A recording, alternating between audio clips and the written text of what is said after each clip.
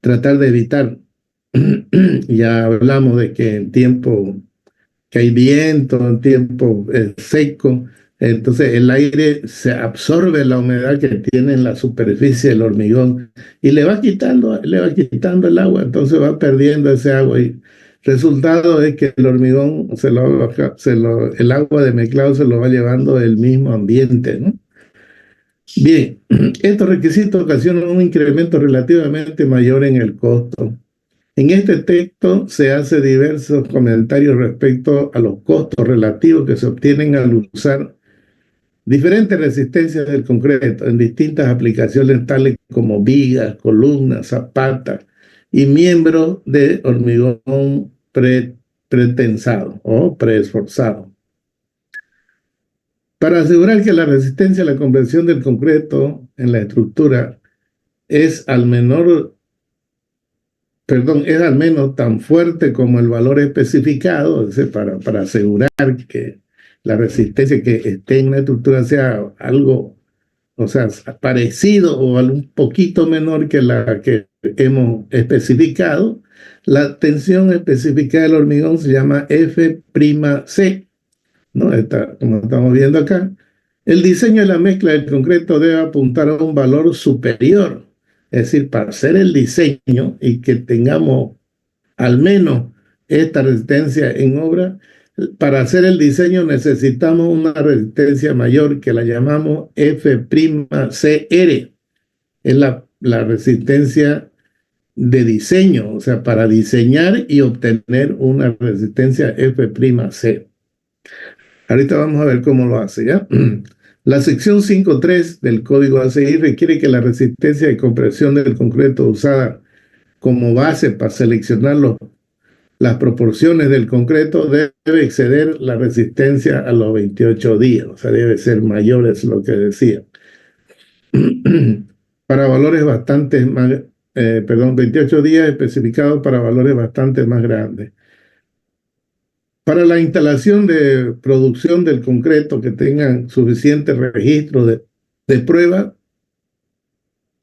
de resistencia de campo como para permitirles calcular desviaciones estándar satisfactorio, nos vamos al código, mejor dicho, al capítulo 5311 del ACI.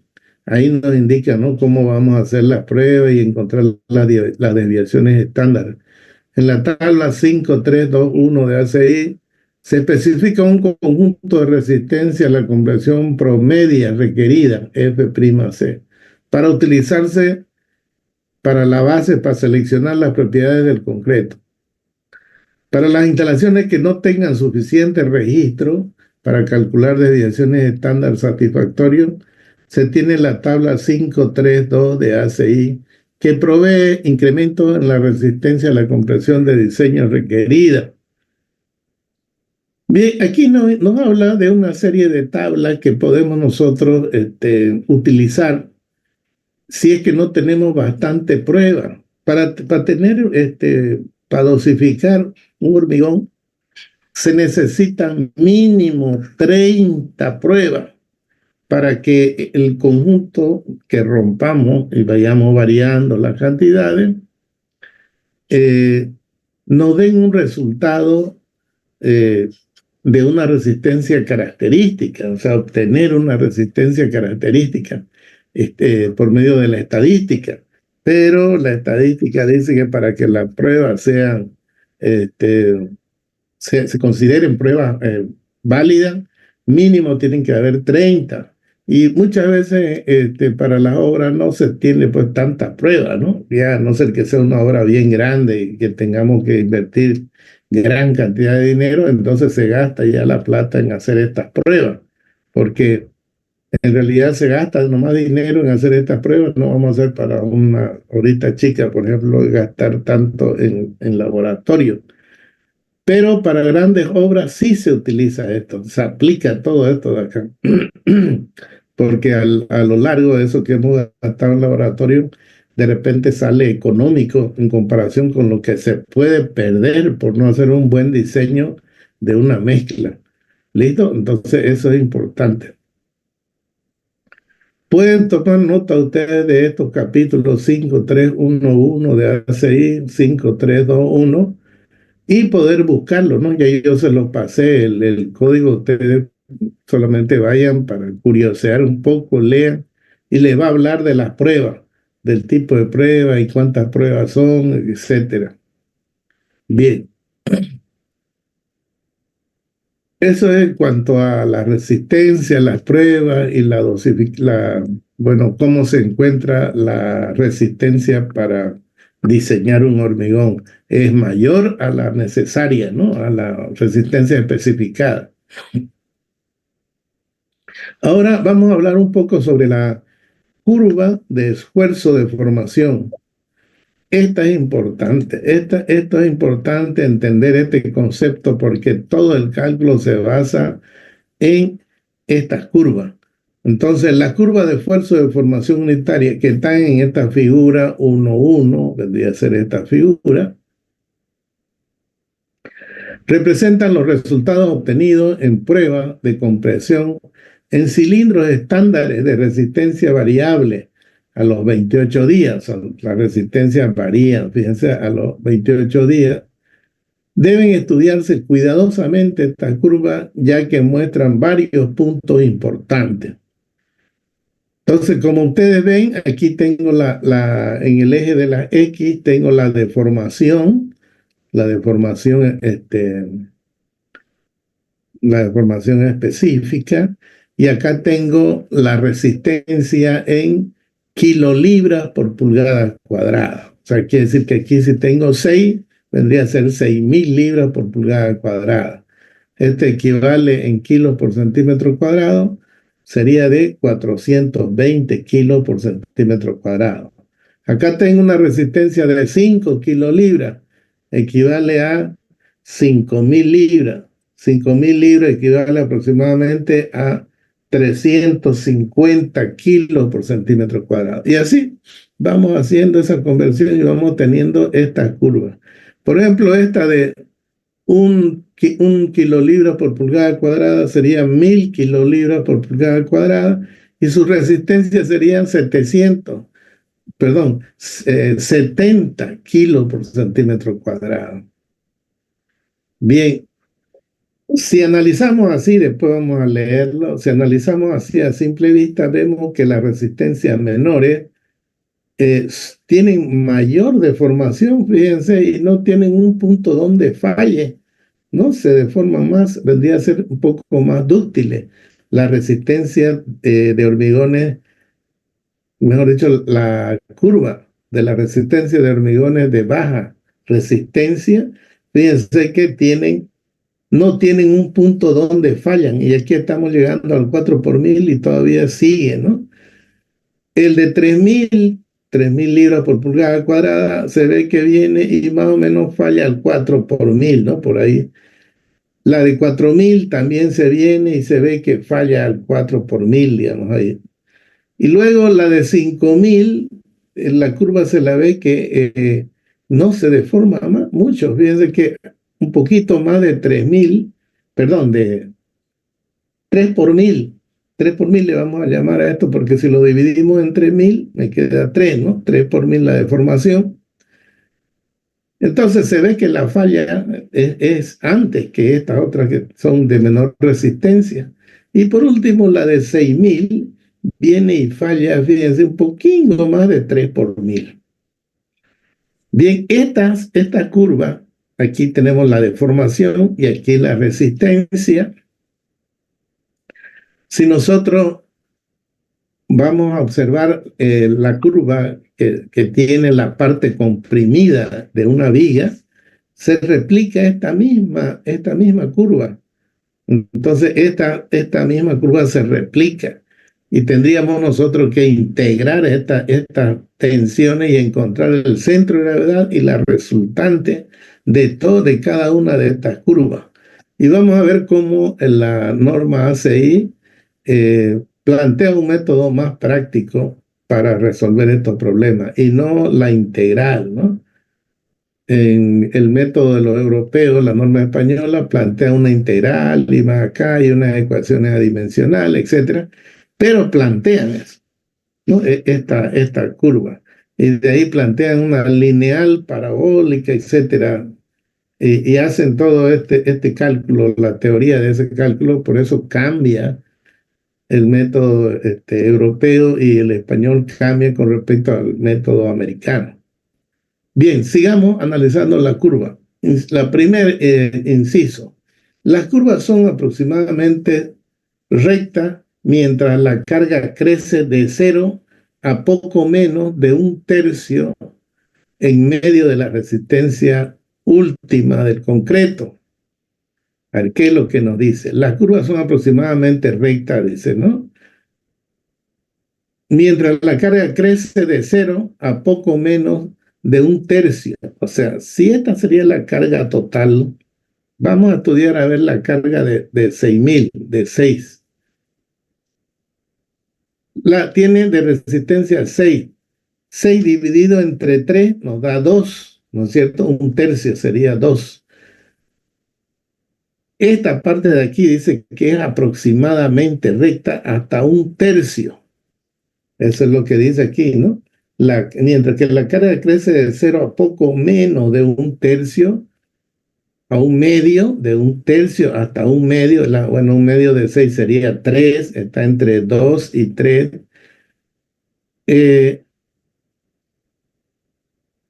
La resistencia última, perdón, las curvas son aproximadamente rectas, entre 1/3 y 1/2, eso es lo que nos dice, que esta parte es lineal aproximadamente. Eso es importante porque vamos a tener el cálculo de la parte de concreto en la parte elástica. Y si la curva de formación-esfuerzo es lineal, entonces podemos decir que es un material elástico. Y entonces vamos a emplear ahí una teoría, entonces, en este rango de deformación de las tensiones. Podemos emplear la teoría de material elástico. Bien, ese sería el primer punto entonces. No se olviden, la curva de tensión de formación entre 1/3 y 1/2 son aproximadamente lineal, esta curva de compresión. Esa es la primera. Segunda, más allá de este intervalo, o sea, entre 1/3 y medio, el comportamiento del concreto no es lineal, o sea, este comportamiento ya no es lineal, o sea, hasta aquí, a ver, manejémoslo en términos de entre 1/3 equivale más o menos a 33%, ¿no es cierto? Y 1/2 es 50%. Entre 33 y 50% la curva es lineal.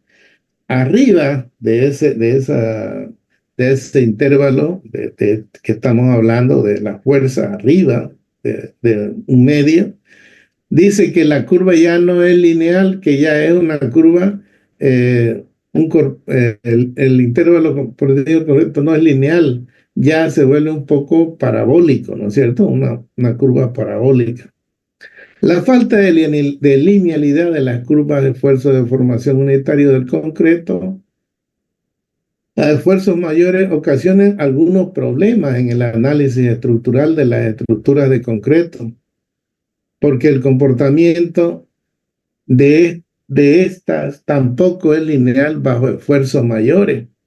O sea, si no, para estos esfuerzos mayores no es lineal, entonces dice que trae problemas. Pero lo importante aquí es que la curva no es lineal y ya comienza otro tipo de curva parabólica. Entonces, eso es el punto 2. El primer punto es la zona lineal. El segundo punto es que de ahí para adelante no es lineal, ya tiene una curva parabólica y trae consecuencias en los cálculos. Eso es lo que dice. C. Ahora, es de particular importancia el hecho de que todos los concretos, independientemente de su resistencia, alcanzan su resistencia última bajo la deformación unitaria aproximadamente al 2/1000. Eso también, fíjense, al 2/1000 aproximadamente todo, dice, independientemente de su resistencia de los concretos, aproximadamente alcanzan el máximo, o sea, la máxima tensión al 2 por mil, ¿no? Es otra característica también que hay que anotar. Entonces, eso es lo que nos dice el tercer punto. El cuarto punto, el concreto no tiene una resistencia a la fluencia plástica definida, como la tiene el acero, o sea, una resistencia donde se vuelve plástico el acero, no tiene el concreto. Más bien, la curva dice, se comportan suavemente hasta sus puntos de ruptura, bajo deformaciones unitarias entre 3 por mil y 4 por mil. O sea, se ve aquí que todas viene, por ejemplo, la de 4000, bueno, viene aquí, rompe en 4, ¿no? La de 3000, más o menos, aquí está mostrando. Y algunas rompen en 3 y un poquito más. Mientras más alta es la resistencia, fíjense que menos se deforma el hormigón y rompe pues cerca del 3 por mil, ¿no? Esa es una de las características. Entonces, ¿qué quiere decir? Lleguemos a una conclusión. Quiere decir que los hormigones, mientras más resistentes son menos deformables, ¿no? Menos dúctil, podríamos decir, hay menos deformación, menos ductilidad. Mientras más baja su resistencia, son más dúctiles. A esa conclusión podemos llegar. Bien. El lector debe observar, dice que este valor, el cual es conservador, o sea, en este texto se supondrá que el concreto falla al 3 por mil. Bueno, no solamente este texto, la norma ACI dice que los concretos fallan al 3 por mil. Y es por eso que dice aquí, ¿no? El lector debe observar que este valor, el cual es conservador para concretos de resistencias normales, o sea, resistencia baja, puede no ser conservador para concretos de resistencia superior.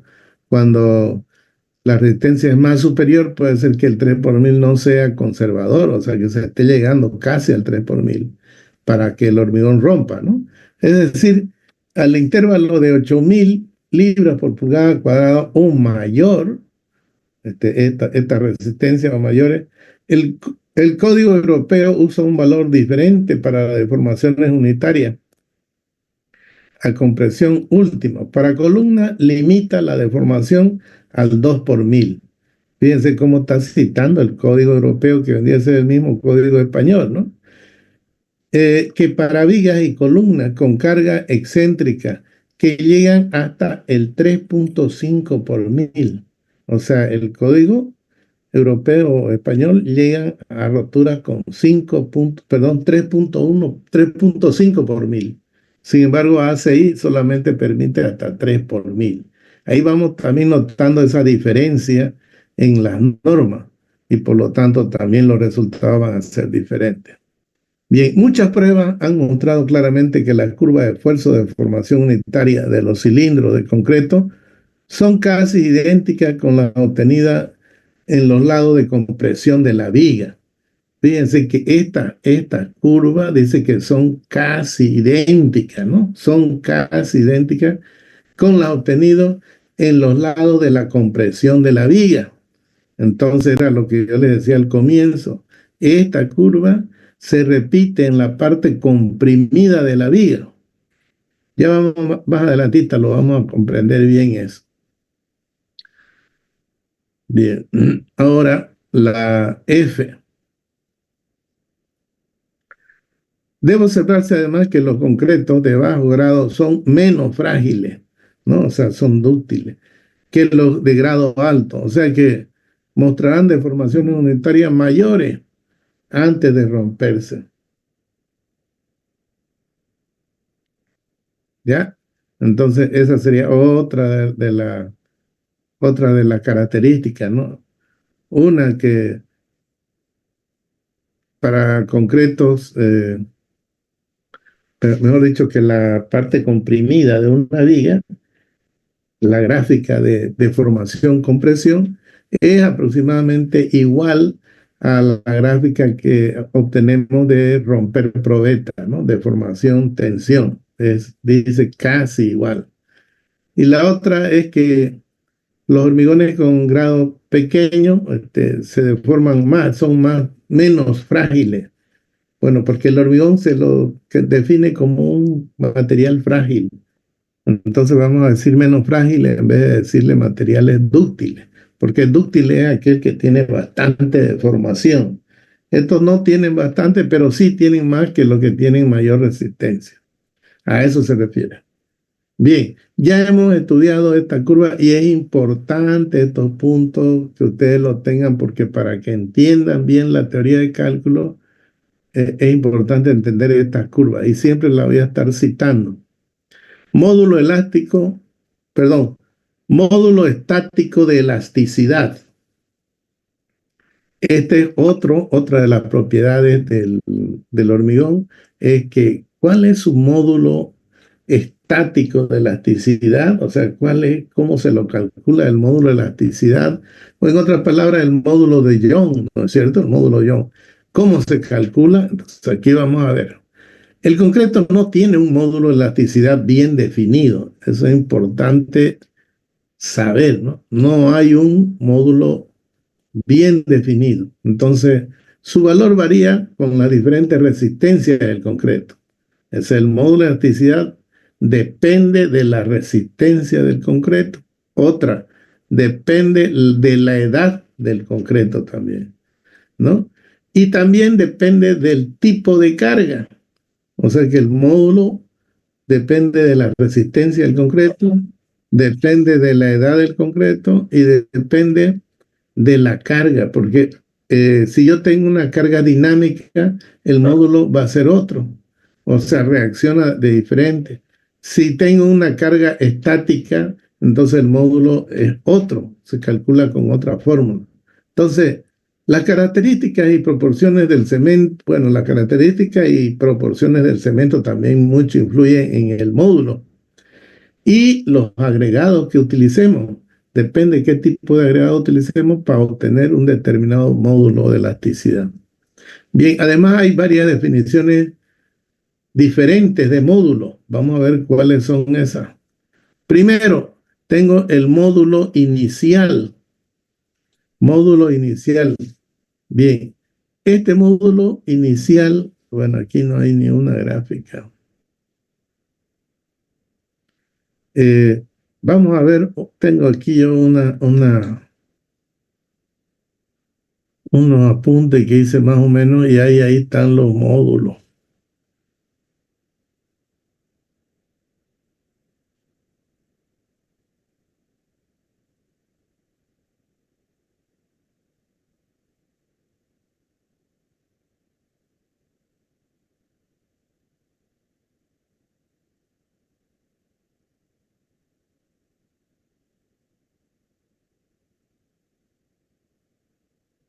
Un ratito, ahorita voy a...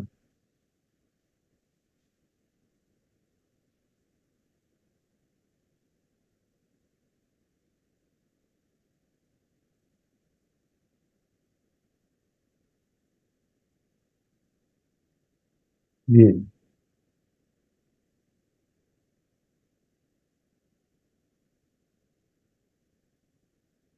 vamos a compartir unos apuntes, ¿ya?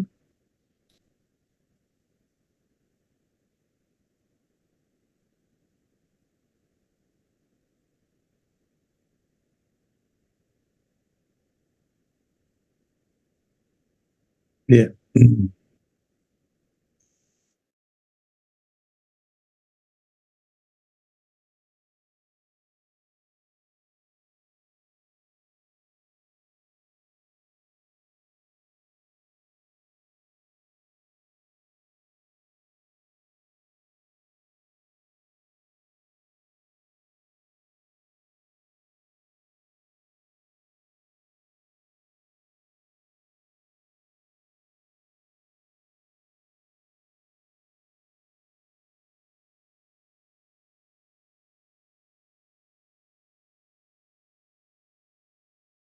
Y ahora estamos entrando a la parte del módulo.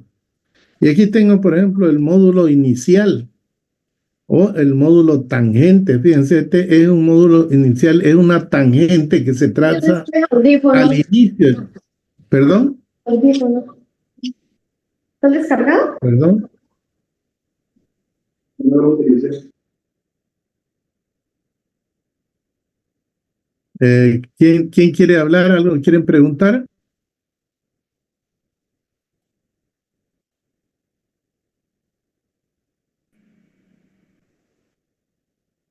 Fabiola es la que está con su micrófono conectado. ¿Qué quiere Fabiola? ¿Qué quería preguntar?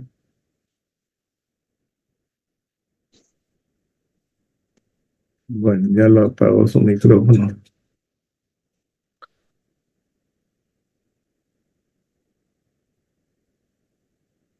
Bien, le decía que el módulo inicial entonces es una tangente, trazar una tangente en el origen de la curva. Si lográbamos, digamos, establecer bien la curva, trazamos la tangente y el ángulo que se mide ahí, la tangente de este ángulo, sería el módulo de elasticidad, entonces, inicial. Luego tenemos el módulo tangente. El módulo tangente del origen de la curva se traza aproximadamente al 0,45 de la resistencia o al 0,50 de la resistencia se traza una tangente ahí, ¿no? Entonces ese sería el módulo tangente también. Luego tenemos el módulo secante. El módulo secante desde el origen de la curva más o menos a 0,45 trazamos una secante por ahí y obtenemos entonces este módulo secante. Este en realidad es el módulo que se utiliza, este módulo secante de acá. Luego tenemos el módulo aparente o módulo a largo plazo, ¿no? Se utiliza también con una tangente, pero más o menos hasta la resistencia que nosotros querramos, o sea, que querramos adoptar del hormigón. A ese punto trazamos la recta del origen y obtenemos un ángulo también. La tangente de este ángulo vendría a ser el módulo a largo plazo o módulo aparente, ¿no? Buenos días. Sí, buen día. ¿Alguien quería preguntar?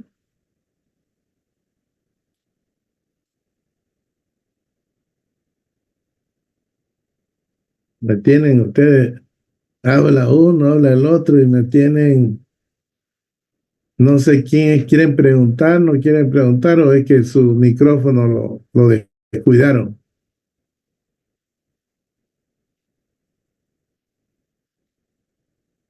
Bien, esas son las desventajas de los cursos estos virtuales, ¿no? Habla uno, lo apaga y no sabe quién habló ni nada. Bueno, sigamos adelante y presten mucha atención porque ya aquí entran fórmulas. Aquí tengo, por ejemplo, en el sistema de medida inglés, o sea, del sistema inglés, tenemos el módulo, en realidad le dije que este es el módulo secante. Y este módulo secante, este de aquí, otra vez repito, el módulo secante, aproximadamente al 0,45 o 0,50 se agarra un punto y desde el origen se traza una secante. El ángulo que dé ahí es el ángulo, la tangente de ese ángulo me va a dar el módulo elástico. ¿Ya? Bien, vámonos ya a los números. ¿Cómo se calcula en la norma ACI el módulo elástico del hormigón? 33 es un número adimensional multiplicado por lambda. Lambda es un coeficiente que me determina si es que es un hormigón normal o pesado o un hormigón liviano. Lambda, ese es un coeficiente. Por el peso específico del hormigón, el peso unitario, mejor dicho, el peso unitario del hormigón elevado a la 1,5 por la raíz cuadrada de la resistencia del hormigón. Fíjense que decíamos que el módulo elástico depende de la resistencia del hormigón, ¿no? Aquí tenemos, y depende de la característica del peso entonces del hormigón. Bien, la resistencia vendría dada en libras por pulgada cuadrada, la resistencia, libras por pulgada cuadrada. El peso unitario del concreto viene dado en libras por pie cúbico y aproximadamente está entre 140 a 145 libras por pie cúbico. O sea, ese sería el peso del hormigón aproximadamente. Sabemos que varía, pero adoptamos un peso del hormigón entonces. Muy bien, entonces, si nosotros entramos con la resistencia en libras por pulgada cuadrada, el peso en libras por pie cúbico, lambda para hormigones de peso normal vale 1. Para hormigones más livianos ya varía menor a 1 hasta 0,75, varía el valor de lambda. Entonces, si reemplazamos acá estos valores, vamos a obtener un módulo elástico en libras por pulgada cuadrada. O sea, este valor de aquí me va a dar en libras por pulgada cuadrada. Ustedes saben que el módulo elástico tiene las mismas unidades que la tensión, ¿no? Entonces, me va a dar en libras por pulgada cuadrada. Muy bien. Aquí hay ¿cómo se llama? Una conversión de unidades que lo tengo en un Excel. Creo, vamos a ver si es que lo podemos ver para que no le esté yo metiendo fórmulas y ustedes aprendan de memoria. No me gusta que se aprendan de memoria la fórmula. Voy a ver si lo tengo aquí, las conversiones de unidades. Aquí está.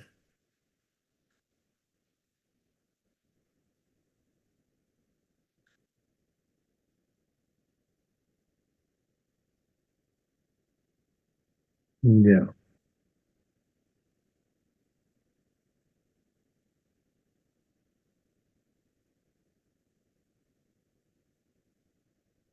Bien, estamos con el PowerPoint, vamos a salir de aquí un ratito, vamos a entrar en una hoja de Excel. Bien, aquí está la hoja de Excel. Tengo una hojita donde hice unas conversiones para que ustedes se den cuenta, ¿no?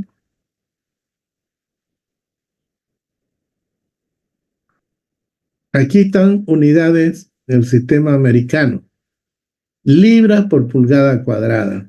Entonces, una libra equivale a 0,454 kilos.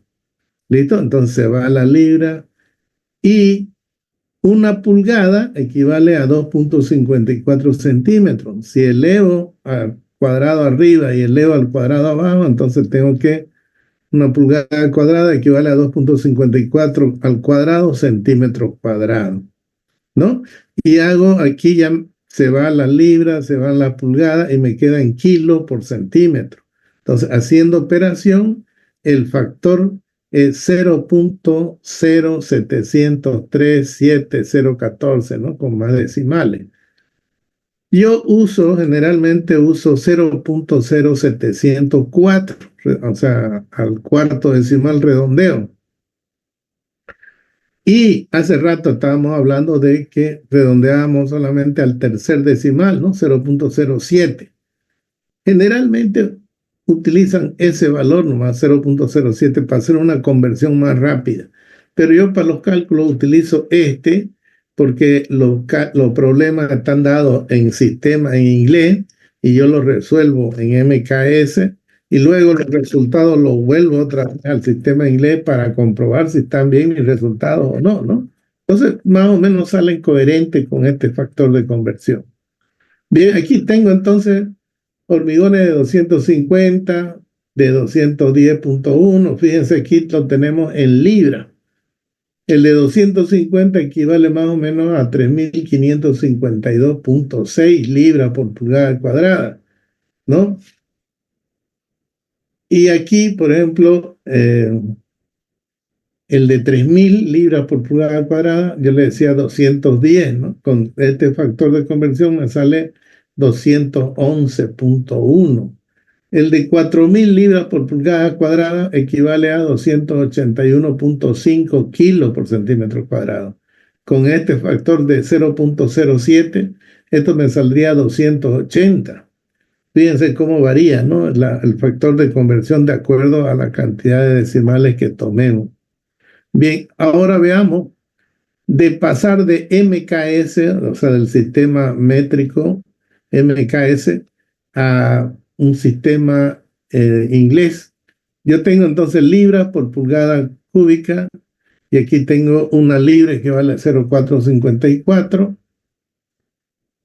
y un pie cúbico equivale a 0,3048 al cubo metro cúbico. Entonces me va a salir en kilos por metro cúbico. Esta vendría a ser la densidad, ¿no? La densidad.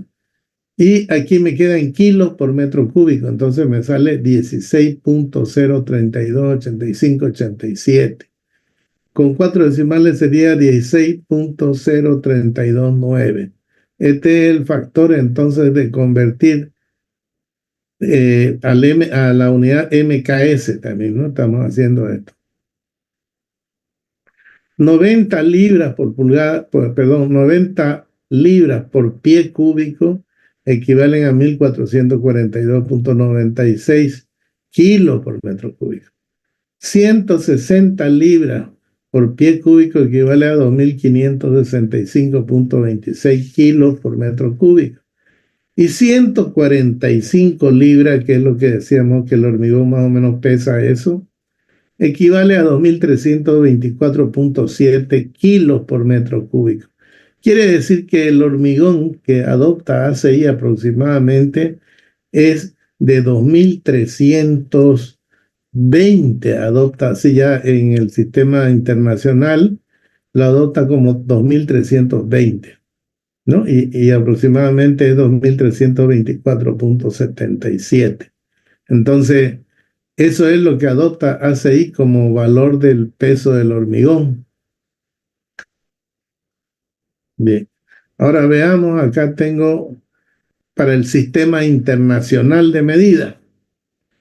Para el sistema internacional de medida, vamos a ver la conversión que hay de libras pulgada cuadrada a megapascal, o el megapascal equivale a tener newton por milímetro cuadrado, o sea, un newton por milímetro cuadrado es un megapascal. Entonces, veamos aquí, una libra por pulgada cuadrada, entonces una libra equivale a 0.454 kilos, y un kilo equivale a 9.80665 newton. Esto también aquí, da para discutir, ¿no? Porque nosotros siempre hemos estudiado que un kilo equivale a 9.81 newton, ¿no? Y últimamente salen algunos libros que un kilo es 9.807. Y si usted entra a Google para transformar kilos a newton, le va a salir que un kilo es igual a 9.80665 newton. O sea, más exacto el valor nos lo da el Google. Bien, entonces, tomando eso en consideración, decimos que una pulgada equivale a 2,54. Lo elevamos al cuadrado arriba y abajo, entonces tenemos... Y aquí se nos simplifica, entonces, ¿no? Perdón, un centímetro equivale a 10 milímetros. Lo elevo al cuadrado arriba y lo elevo al cuadrado abajo. Y simplifico las unidades, entonces me van y me queda esto en newton por milímetro cuadrado, que es la unidad del megapascal. Un newton por milímetro cuadrado es la unidad de un megapascal.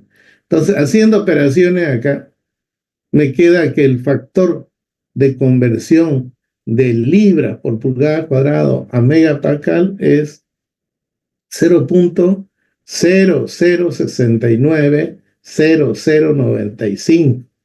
Redondeándolo esto a 4 decimales me quedaría 0.0069, ¿no? Más o menos aproximadamente sería 0.007 si tomamos 7 decimales. Bien, ese sería el factor de conversión. Yo tomo este que está aquí con celeste como factor de conversión. Entonces, ya tengo aquí para convertir libras, pulgadas cuadradas a megapascal, así como teníamos 0.07 o 704, este primero que estudiamos, 0.0704. Ya tengo otro factor para convertir tensión, 0.069. Entonces sería otro. Bien, ahora vamos a buscar otro tipo de conversión. De megapascal quiero convertir a kilos por centímetro cuadrado. Entonces, fíjense aquí yo tengo un newton por milímetro cuadrado, que es un megapascal. Yo digo que acá que un kilo equivale a 9.80665 newton y un centímetro equivale a 10 milímetros, ¿no? Lo elevo al cuadrado. Simplificando unidades, me queda entonces kilos por centímetro y me queda igual a 10.197162.1. Es decir, pasar un megapascal a kilogramos, este sería su factor de conversión. Algunos libros lo toman 10 directamente como factor de conversión, pero en realidad su factor de conversión con 4 decimales es 10.1972. ¿Listo? Esta tablita, si ustedes le han sacado copia o sáquenle foto, ¿no? Para que tengan los factores de conversión a mano, porque lo vamos a trabajar esto, lo vamos a necesitar. Sáquenle fotos si quieren antes que pase esta página.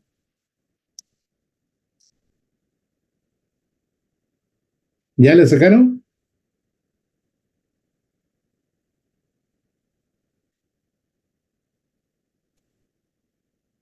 Muy bien. Entonces, vamos a dejar de compartir y vamos a volver otra vez al...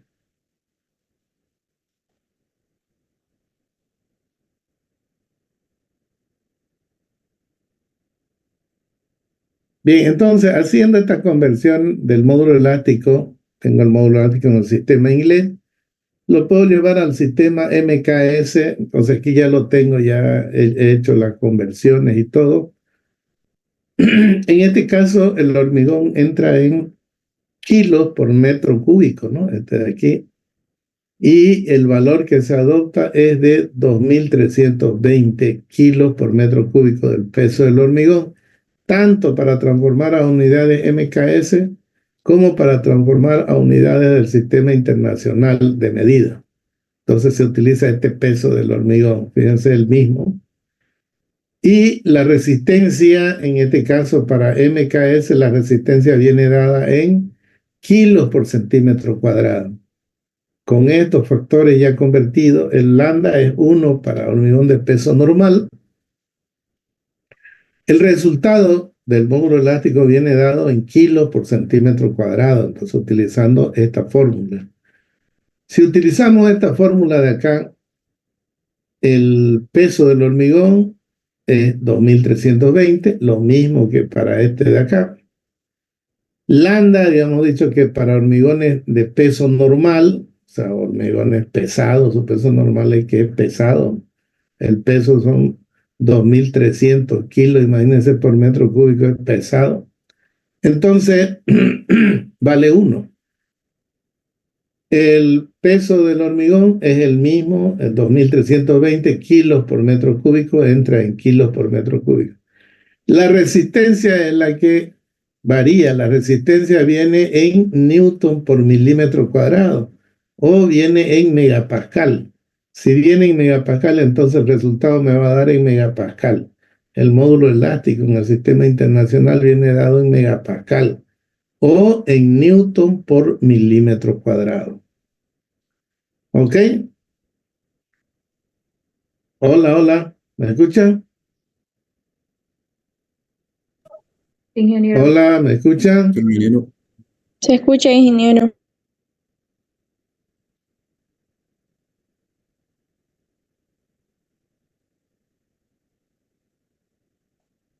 Bien, no hablan ustedes, che, son muy callado.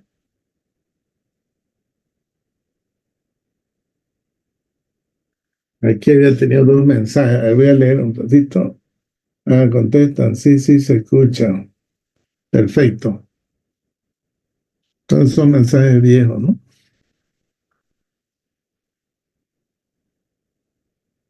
Bien. Bien. Esta es otra partecita que después la vamos a ver. Primero vamos a seguir con el libro, entonces.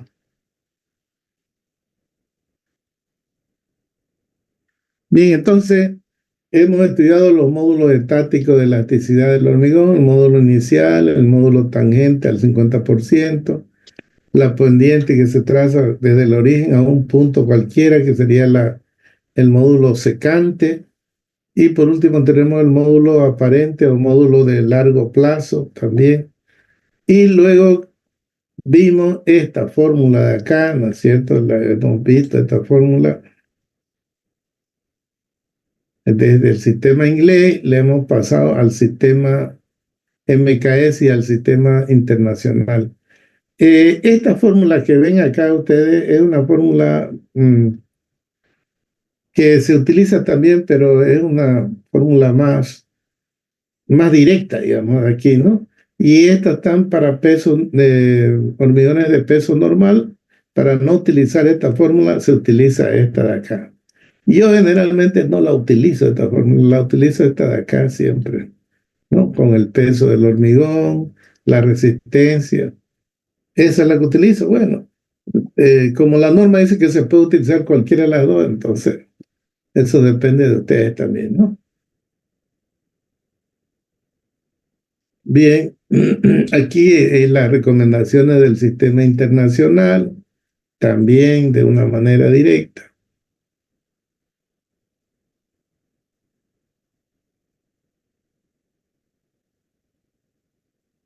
Ahora, aquí habla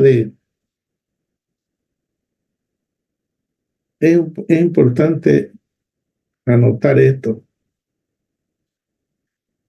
Los concretos con resistencia superiores a 6.000 libras por pulgada son designados concretos de alta resistencia. Las pruebas han indicado que las ecuaciones usuales de ACI para el módulo elástico, al aplicarse a concretos de alta resistencia, dan valores muy grandes. O sea, estos módulos dan valores muy grandes con esta fórmula. Con base en estudios en la Universidad de Cornell, ahí es donde enseña Matt Cormack, o sea, el autor de este libro. Las siguientes expresiones han sido recomendadas para concretos de peso normal con valores mayores a 6.000 libras por pulgada cuadrada. Y perdón, y de hasta 12.000, o sea, de 6.000 hasta 12.000 para concretos de peso ligero, donde F' mayores a 6.000 pulgadas por cuadrada y de hasta 9.000. O sea, nos está diciendo que para valores mayores, que se llaman concretos de alta resistencia, emplee esta fórmula de acá. Entonces, para esos hormigones ya se utiliza esta fórmula de acá. ¿Listo? Esta fórmula de acá. Para hormigones mayores a 6.000. El 6.000 sería de 420 kilos por centímetro cuadrado, ¿no? Los hormigones pretensados llegan a 400 kilos por centímetro cuadrado, 420. Entonces no llegan a más de esto. Bien, pero de todas maneras ya también saben que hay esta formulita de aquí que se utiliza para estos tipos de hormigones de mayor resistencia o de alta resistencia. Además también nos dice que en la fórmula anterior, esta fórmula de acá, para hormigones de alta resistencia dan valores muy grandes. Por eso es que utiliza esta otra fórmula de acá. Bien, pasaremos. Hay último módulo de elástico dinámico.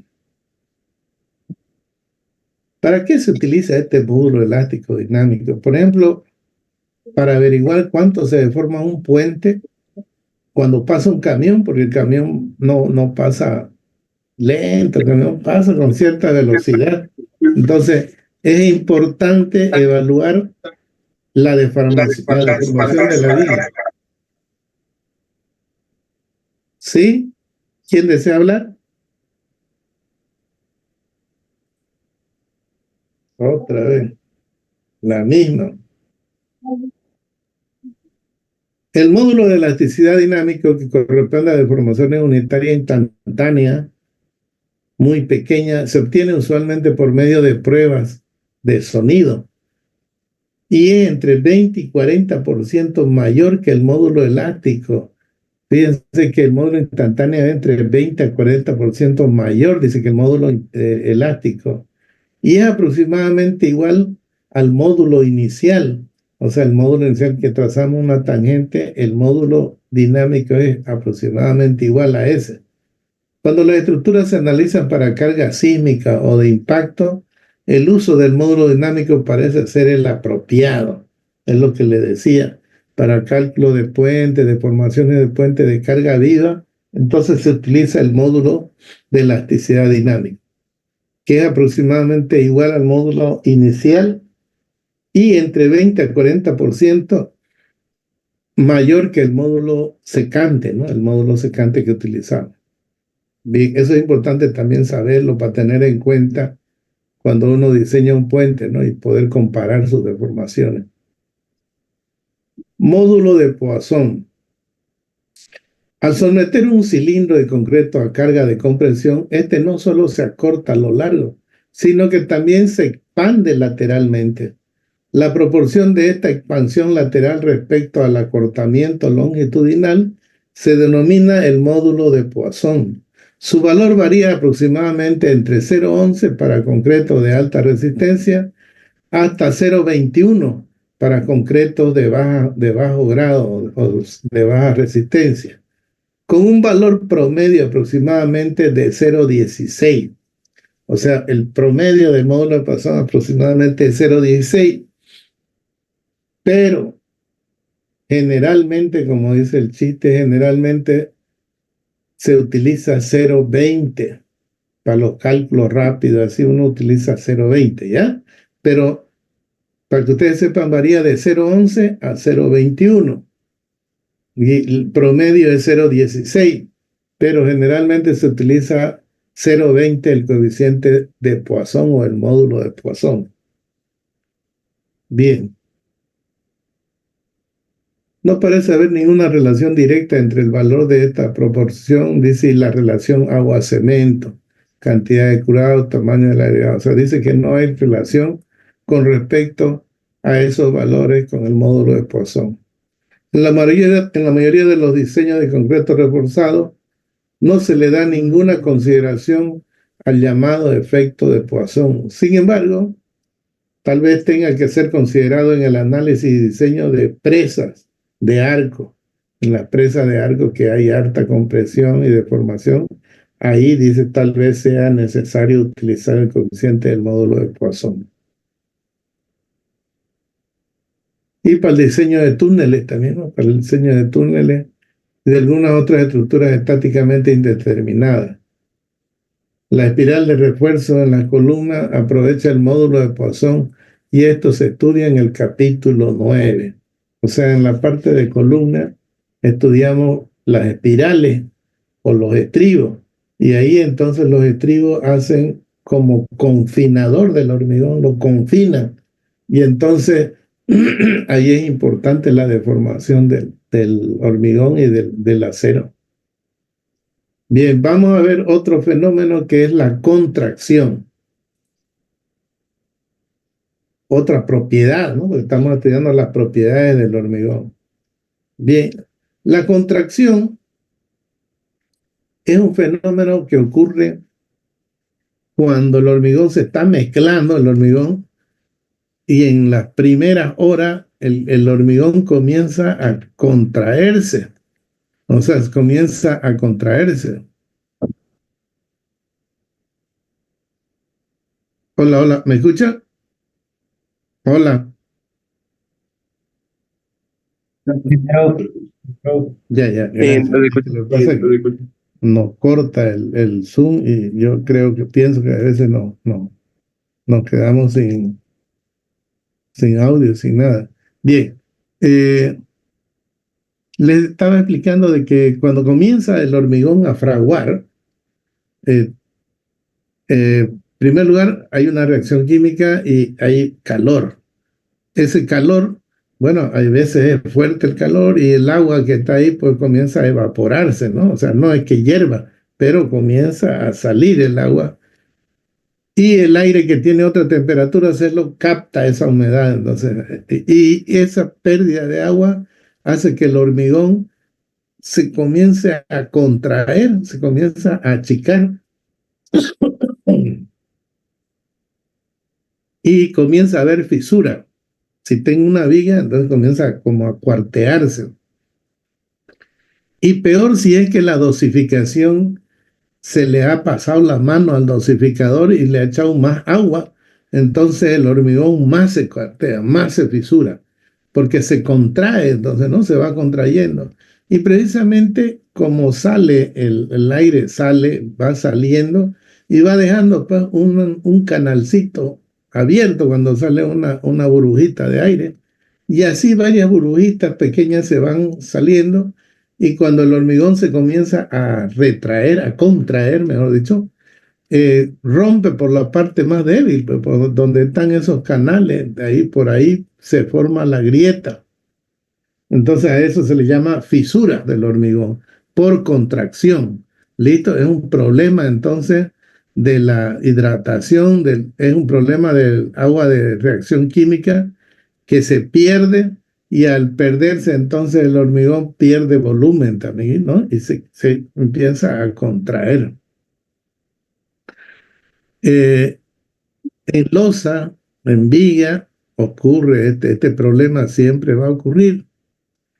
Y va a ocurrir más cuando nos pasemos de agua. O sea, el agua de mezclado no sea el óptimo. Cuando tengamos un agua de mezclado óptimo, las fisuras van a haber, pero van a ser microscópicas, no se va a notar. Pero el hormigón siempre tiene fisuras debido a la contracción, entonces. Bien, se dice que este fenómeno de contracción en el primer año, ¿no? Aproximadamente ocurre el 90% de su contracción. Y luego a lo largo de su vida del hormigón se sigue contrayendo el otro 10% de contracción.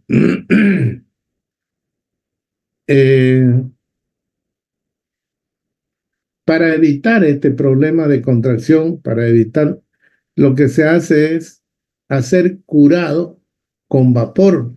O sea, una viga, por ejemplo, de pretensado, se lo cura con vapor. Es decir, se le pone una carpa, se le mete vapor de agua y se lo mantiene a 70 grados centígrados.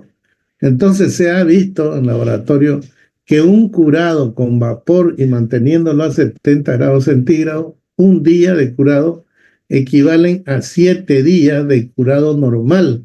Si nosotros tuviéramos una viga, le ponemos una carpa, le echamos agua y la mantenemos ahí, entonces el curado de 7 días, así de esa manera, equivale a un día de curado con vapor.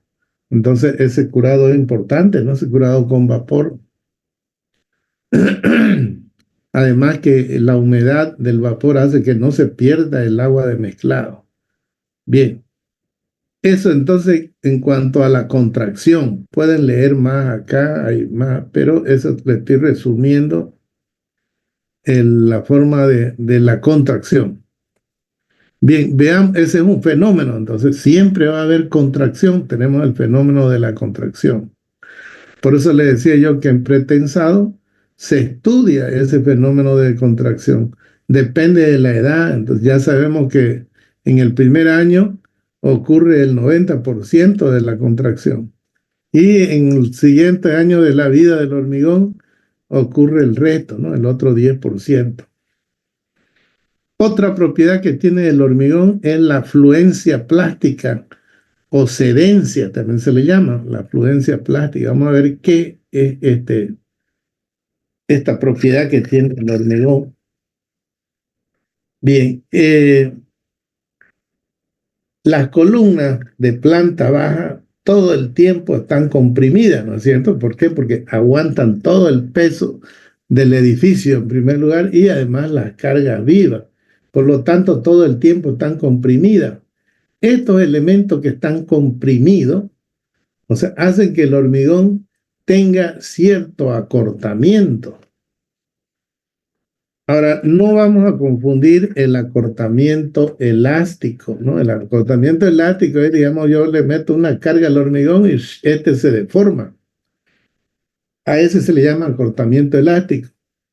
Pero, por ejemplo, al acortamiento, cuando se carga un edificio, el acortamiento elástico va a estar pues, cuando el hormigón, cuando todo el edificio esté cargado completamente con su propio peso y carga viva. Ahí va a ocurrir la deformación elástica, que es otra cosa que la deformación plástica.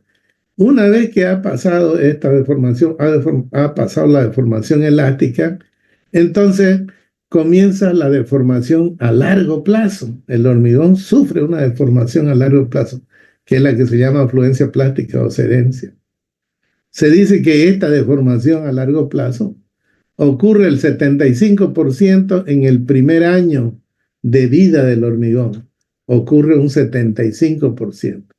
Y el resto, 25%, ocurre a lo largo de su vida del hormigón.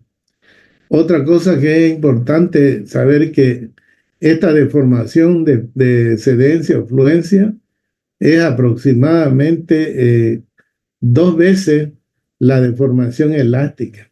O sea, es harta esta deformación de sedencia con el tiempo. Entonces es importante tener en cuenta esta deformación plástica o sedencia. ¿Ya? ¿Cómo evitar que ocurra esta deformación de fluencia plástica? Bueno, evitar al 100% no se puede, pero sí se puede bajar esa deformación, ¿no es cierto? Todo depende del tipo de curado que le demos al hormigón. El curado, como le decía, a vapor, con esa temperatura, es bueno, hace que eviten estas deformaciones de fluencia plástica. También la resistencia del hormigón es importante. Mientras más resistente el hormigón, menos fluencia plástica. La fluencia plástica aumenta cuando sube la temperatura. Por ejemplo, tenemos una temperatura alta de 30, 40 grados centígrados. Entonces va a subir. ¿Dónde ocurre esto? En los puentes que están a la intemperie. Hay puentes de hormigón pretensado que están tesados, y no es cierto, está con sus cables tan tesados, y eso reciben la temperatura del medio ambiente directo, y por lo tanto, entonces ahí aumenta la deformación por fluencia plástica en las vigas de hormigón pretensado. A mayor humedad hay menos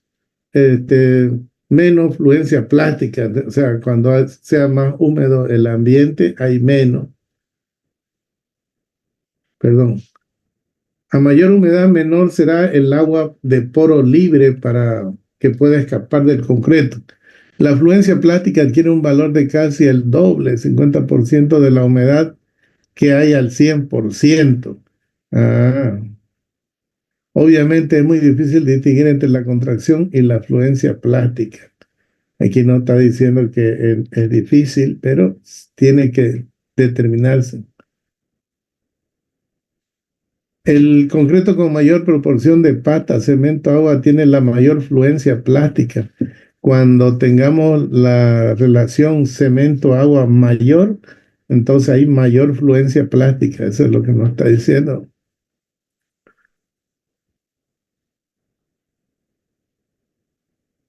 Los concretos con mayor porcentaje de pasta, cemento, ya lo leímos. Obviamente la adición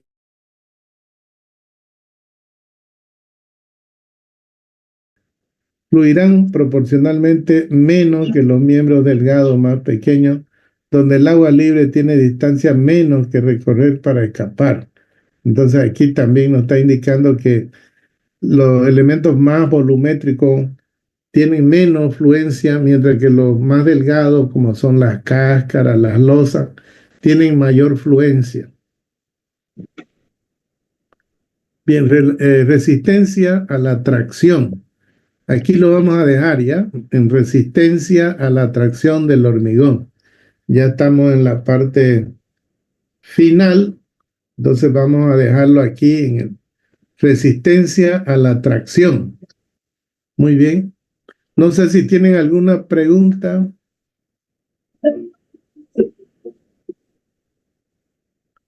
¿Alguna consulta?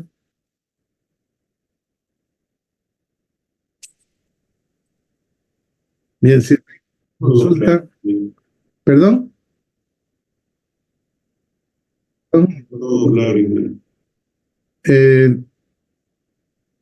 Yo creo que hoy día nos van a dar respuesta a ver si es que hay clases presenciales ya, ¿no? Yo creo que ya van a ser presenciales porque gas no falta, pues y los micros funcionan a gas, entonces hay nomás micros para venir a la U. Entonces, de todas maneras, nos van a informar seguramente ahí en el grupo, el grupo de profesores, y cualquier cosita yo les aviso ya, o ustedes me avisan a mí en el grupo. Muy bien, jóvenes, nos vemos, hasta luego. Hasta luego, ingeniero. Hasta luego, ingeniero. Hasta luego, ingeniero. Hasta luego, ingeniero. Hasta luego, ingeniero.